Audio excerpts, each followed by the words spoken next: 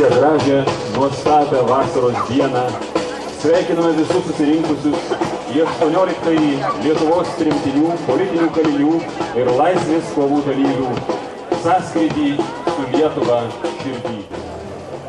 O štai pro mus žygiuoja Garliavos atstovai.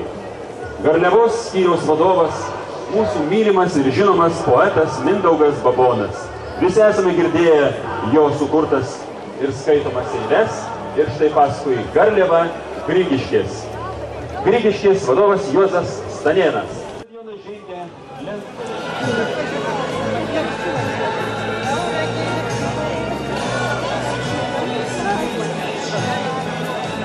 Jei ne, aš pati surasiu.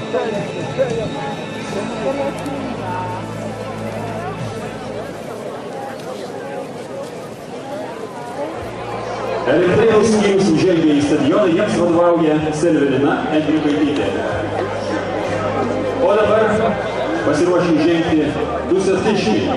Jiems vadovauja Ona Klavienė. Skyrius labai aktyvus, nedidelis, bet tikrai labai aktyvus. Stato paminklus, organizuoja gražius renginius. O štai Klaipėdos rajonas. Didelė, graži, nuotaikinga delegacija. Susikime juos. Gerai, įsitailsit aukštą. Klaipėdos rajono skyriui vadovauja Česlovas Tarvydas. Svarbiausi skyriaus veiklos tikslai - istorinės atminties įamžinimas, prieš porą metų sudarytas priekyje rezistencijos ir tremties muziejus. Kuršėnų atstovai žengė kartu su politinių kalinių ir tremtinių Kuršėnų skyriaus vadovė Liceta Grikšienė. Pirmininkės iniciatyva kasmet vyksta Lietuvos politinių kalinių ir tremtinių šokų festivalis Šventosios Cecilijos garbei. Visiems floristams primename, kad prašome eiti iš karto ir užimti savo vietas tribūnoje.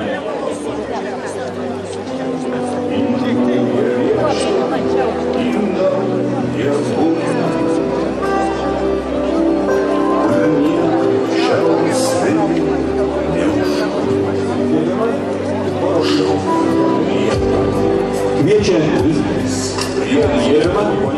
Nes Lietuva yra viena iš nedaugelio pasaulio valstybių, kuri 20-ajame amžiuje 3 kartus skelbė savo nepriklausomybę. 1918, 41 ir 1990 metais. Ir šiandien mes taip pat prisiminsime 1940.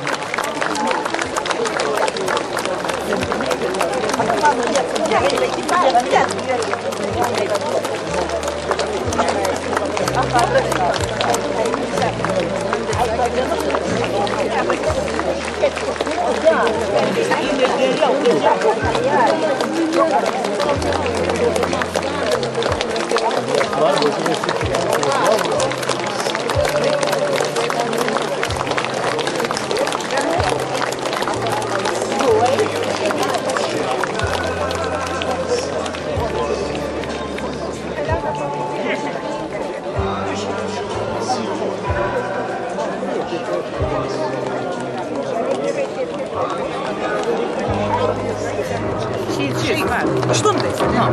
Pažiūrėsim, kas tais yra. Tai šitie patys, kas tais pirmus sąrašą, jūs visi vėliau. Ne, kas tais balsuoja. Ai, kas tais balsuoja.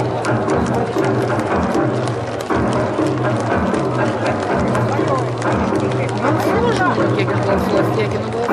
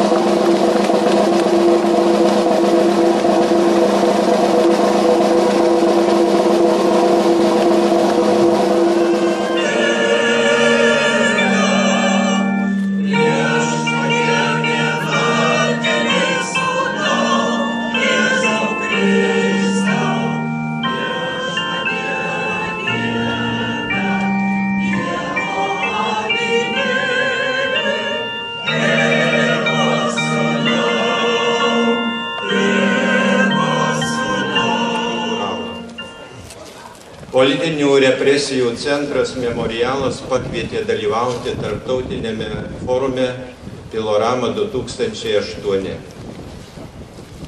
Šis forumas vyko buvusio griežto režimo lagerio Permė 36 teritorijoje. Skruzdė statė naujo gyvenimo namą. Prieš 18 metų dangus padovanojo mums laisvę ir suteikė galimybę statyti visiškai kitokios kokybės gyvenimą.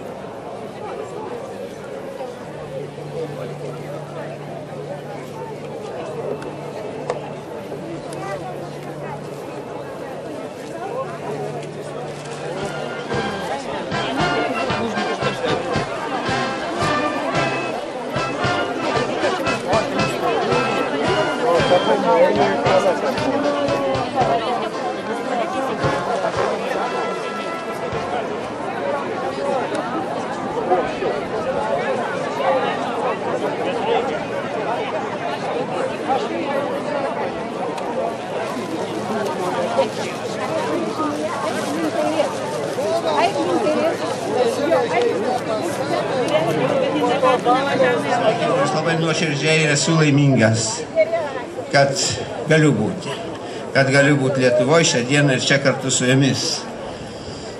Galbūt jūs apsidairydami ir nustembat, aš manau, kad turbūt nėra generolo Jono Kronkaičio.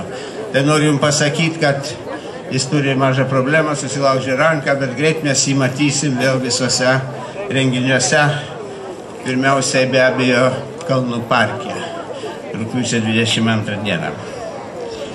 Kai susirenkam tokiai vietoj, tokie žmonės, prisimenam laisvės kovas ir dažnai pasvarstam, kas iškovota ir kas dar ne. Iškovota